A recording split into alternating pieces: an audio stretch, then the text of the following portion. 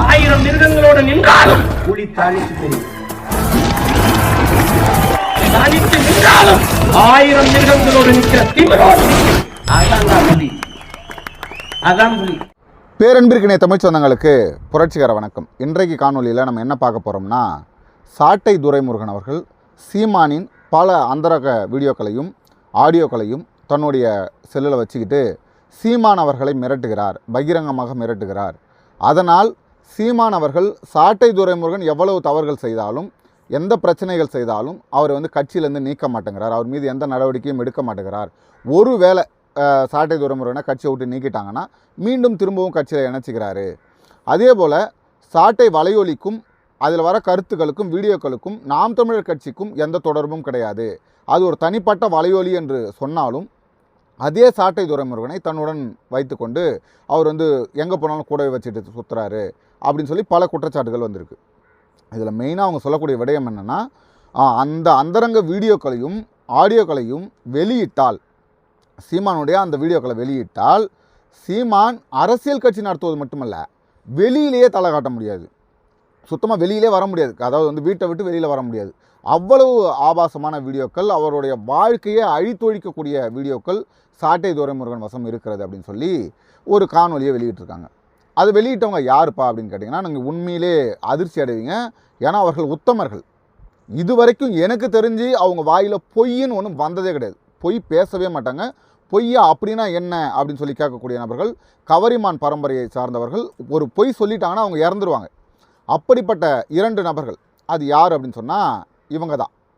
இவங்க 2 பேரும் தான் இந்த காணொலியை இப்போ வெளியிட்டிருக்காங்க. உங்களுக்கு தொடர்ச்சியாக இதுதான் வேலை. சீமானை எப்படியாவது வீழ்த்தணும் அப்படின்னு சொல்லி களமிறங்கி இருக்கக்கூடிய 2 நபர்கள். ஒருவர் நன்றி கெட்ட நாய் சவுக்கு சங்கர்.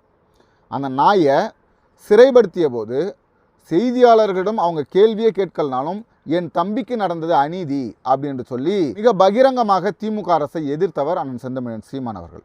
அப்பொழுதெல்லாம் விஜய் வாய் கூட திறக்கலை, வாயை திறந்து கூட பேசலை. அப்போவும் நாம் தமிழர் கட்சியில் இருந்த பல பேர் சொன்னாங்க, அவர் நாம் தமிழர் கட்சியை கடுமையாக விமர்சித்திருக்கிறார். செய்தியாளர்கள் கூட கேட்டாங்க, கடுமையாக விமர்சித்தவரை இப்படி நீங்கள் ஆதரித்து பேசலாமா அப்படின்ற போது அது அவருடைய கருத்து. அவர் கடுமையாக விமர்சிக்கிறார்னா அதை நான் எதுவும் குறை சொல்ல முடியாது. ஆனால் ஒருவன் பாதிக்கப்படுகிறான் என்கிற போது அவனுக்கு ஆதரவாக நிற்கணும். எவன் ஒருத்தன் வழிதோய்ந்து நிற்கிறான்னா அவனுக்கு அருகாமையில் நிற்கணும் அப்படிங்கிறது எங்களுடைய கொள்கை. அதனால் நாங்கள் இந்த நேரத்தில் சவுக்கு சங்கர் பக்கத்தில் நிற்கிறோம் அப்படின்னு சொல்லி பேசியவர் அண்ணன் செந்தமிழன் சீமான். அந்த நன்றியெல்லாம் மறந்துட்டு இந்த நாய் இப்போ வீடியோ போடுது. இன்னொரு நாய் இருக்குல்ல, அது இதை விட கேவலமான நாய். அது வளர்ந்தது, வயிறு வளர்த்தது, அது உடம்புல ஓடுற ரத்தத்தில் பாதி நாம் தமிழர் கட்சியில் சாப்பிட்ட உணவு. நாம் தமிழர் கட்சி போட்ட உப்பை தின்னுட்டு நாம் தமிழர் கட்சிக்கிட்ட கொஞ்சம் கூட நன்றி உணர்வு இல்லாமல் இன்றைக்கி வெளியில் போய் உட்காந்துக்கிட்டு சீமானை விமர்சிக்குது. அது கூட பாருங்கள் என்ன சொல்கிறாருன்னா, சீமானுடைய ரொம்ப ரொம்ப ரகசியமான ஆடியோ வீடியோக்களை எல்லாம், அதாவது சீமானுடைய அந்தரங்க வீடியோக்கள், பல வீடியோக்களையும் ஆடியோக்களையும் சாட்டை துரைமுருகன் தன்னுடைய மொபைலில் வச்சுருக்காரு அப்படின்னு. அது மட்டும் இல்லை, இன்னொரு விடயத்தையும் சொல்கிறாரு.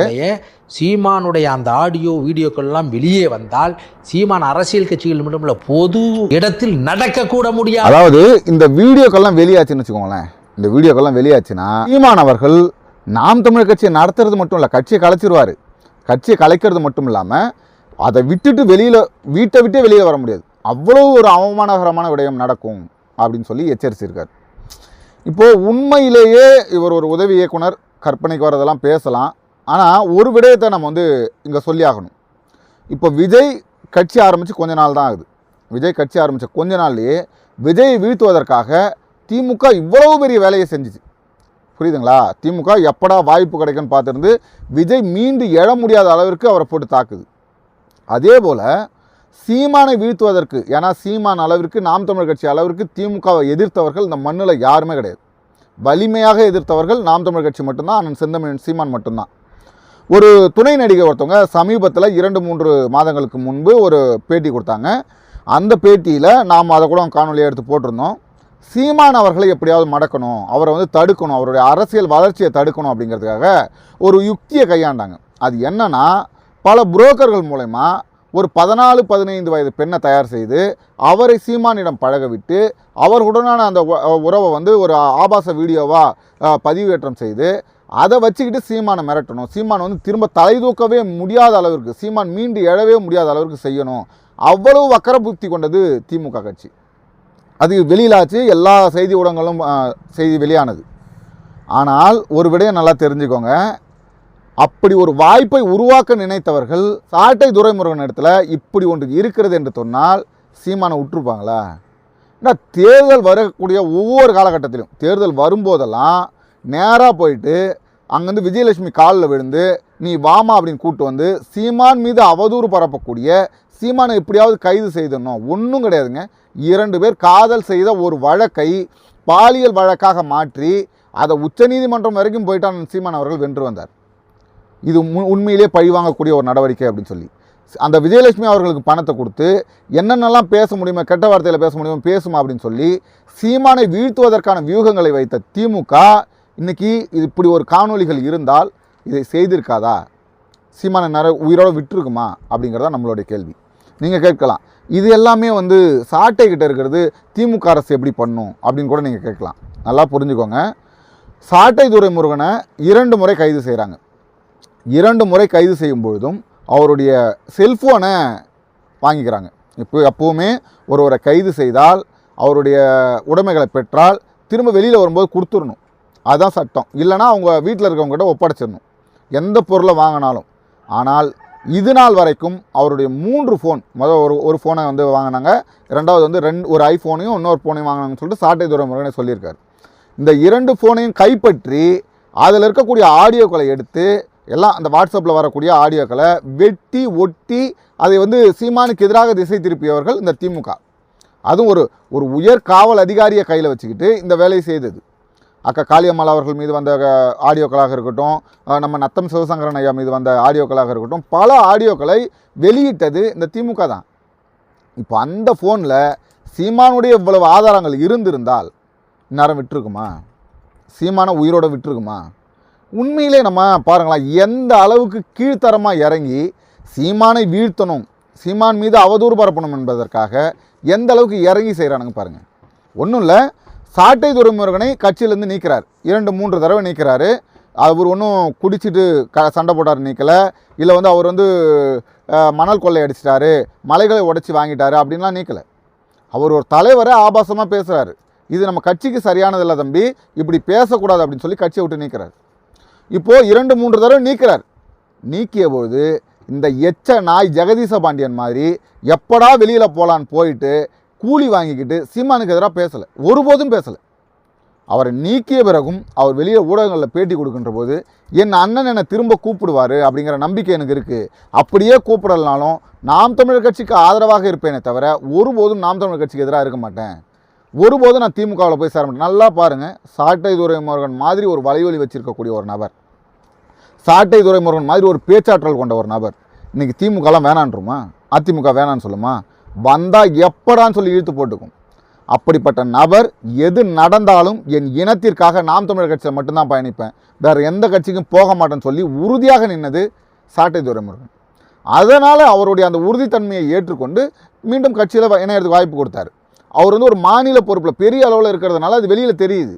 இப்போ சமீபத்தில் 1 வாரத்துக்கு முன்னாடி கூட கோயம்புத்தூரில் 2 மாவட்ட பொறுப்பாளர்கள் திரும்ப வந்து கட்சியில் சேர்த்துருக்காங்க.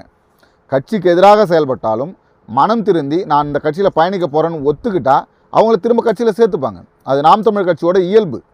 புரியுதுங்களா? 2வது விடயம், நாம் தமிழர் கட்சிக்கும் சாட்டை வலையொலிக்கும் சம்பந்தம் இல்லை அப்படின்னு சொல்லி அண்ணன் சொல்கிறார். சாட்டை வலையொலியில் திமுகவை விமர்சிக்கிறார், மற்ற கட்சிகளை விமர்சிக்கிறார். அது வந்து ஒரு வலையொலி, தனிப்பட்ட ஒரு வலையொலி. நாம் தமிழர் கட்சியோட அங்கீகரிக்கப்பட்ட நாம் தமிழர் கட்சியின் அதிகாரப்பூர்வ வலையொலி கிடையாது. நாம் தமிழர் கட்சியின் அதிகாரப்பூர்வ வலையொலி என்ன பண்ணுன்னா, நாம் தமிழர் கட்சியின் கருத்துக்களை மட்டும்தான் பேசும். நாம் தமிழர் கட்சியில் என்ன அடுத்து என்ன செயல் திட்டங்கள் இருக்கிறது, சீமான் வந்து இந்த இடத்த மாநாடு இருக்குது, இந்த இடத்த பொதுக்கூட்டம் இருக்கிறது, அதை குறித்து மட்டும்தான் அந்த வலையொலி பேசும். ஆனால் சாட்டை துரைமுருகன் அவர் தனக்கான ஒரு வலையொலி வச்சு நடத்துகிறாரு. அதில் அவர் பேசக்கூடிய கருத்துக்களுக்கும் நாம் தமிழர் கட்சிக்கும் எந்த தொடர்பும் இல்லைன்னு சொல்கிறாரு. எல்லா வலையொலிக்கும் அதுதான். தனிப்பட்ட முறையில் நான் ஒரு வலையொலி வச்சு நடத்துகிறேன். நான் வந்து சமீபத்தில் காளியம்மாளுடைய காணொலிகளை பதிவேற்றம் செஞ்சேன். காளியம்மாக்கா வந்து நாம் தமிழர் கட்சிக்கு வந்தால் சரியாக இருக்குன்னு போட்டேன், பாஜகவுக்கு போகிறாங்கன்னு போட்டேன். ஒரு உறவு கூட நம்ம காணொலிக்கு பதிலளிச்சிருந்தார், அதை கீழே கமெண்ட் போட்டிருந்தார். அவர் என்ன சொன்னார்னா, உனக்கு ஏன் தேவையில்லாத வேலை, கட்சி எடுக்கக்கூடிய முடிவு அது வந்து கட்சி செயல்படுத்துது அப்படின்னு சொல்கிறாரு. ஆனால் நமக்குன்ற ஒரு கருத்து இருக்கும், அதை பேசுவதற்காக தான் அந்த வலைவலி. முழுக்க முழுக்க நான் வந்து கட்சி அண்ணன் சீமான் என்ன பேசுகிறாரோ அந்த கருத்துக்களையே நான் உள்வாங்கி பேசிட முடியாது. அந்த கருத்துக்களை ஆதரித்து அண்ணன் சீமான் அவர்களை ஆதரித்து எனக்கு சரின்னு தோன்ற ஒரு சில கருத்துக்களையும் சேர்த்து பேச முடியும். அதற்காகத்தான் வலைவலி. அதைத்தான் அண்ணன் வந்து அந்த இடத்துல சொல்லியிருந்தார். அதற்குள்ளே இந்த நாய்கள் என்ன சொல்லுதுன்னா, சாட்டை துரைமுருகன் டிஜிட்டல் கட்ட பஞ்சாயத்து பண்ணுறாரு, எங்கெல்லாம் போய் சீமான் காசு வாங்க சொல்கிறாரு அங்கெல்லாம் போய் வாங்குறாரு, அது போன்ற ஆதாரங்கள் அவர் இடத்துல இருக்குது. அது மட்டும் இல்லை, ராஜீவ்காந்தியை வெளியேற்றியது, நம்ம கல்யாண சுந்தரம் அவர்களை வெளியேற்றியது, இது எல்லாமே சாட்டை துரைமுருகன் செய்த வேலை தான் அப்படின்னு சொன்னார். அது மட்டும் இல்லாமல் நீங்கள் உண்மைக்காக பேசுங்க, உண்மையை பேசுங்க. நாம் தமிழர் கட்சிக்காகவும் இந்த இனத்துக்காகவும் நீங்கள் பேசுனீங்கன்னா உயிரை கொடுத்து கூட நாங்கள் கூட நிற்போம். யார் தெரியுமா? இந்த ஜெகதீச பாண்டியன் உயிரை கொடுத்து கூட நிற்பார்.